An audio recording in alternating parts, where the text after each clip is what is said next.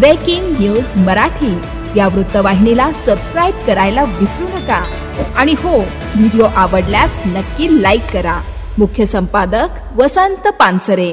मुंबई नाशिक महामार्गावरील कळंभे ब्रिज जवळ अपघात, लसूण घेऊन जाणारा पिकअप रस्त्यावरच पलटी।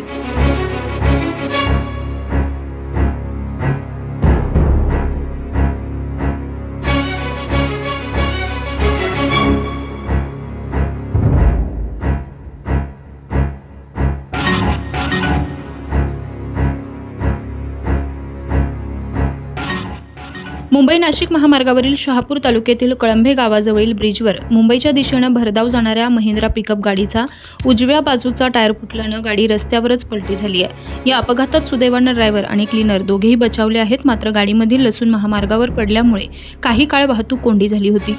यवतमाळवरून लसूण घेऊन मुंबईच्या दिशेने निघालेल्या पिकअपच्या दुपारच्या सुमारास मुंबई नाशिक महामार्गावर अपघात झालाय। तातडीने महामार्ग पोलीस संतोष चव्हाण, पोलीस भोई मॅडम आणि जीवरक्षक टीमचे सदस्य यांनी तात्काळ घटनास्थळी धाव घेत वाहतूक एका लेनवरून सुरळीत केली आणि सदर अपघातग्रस्त पिकअप वाहन क्रेनच्या सहाय्याने बाजूला करून वाहनातील सामान दुसऱ्या वाहनात भरून दिल्याने वाहतूक सुरळीत करण्यात यश आले।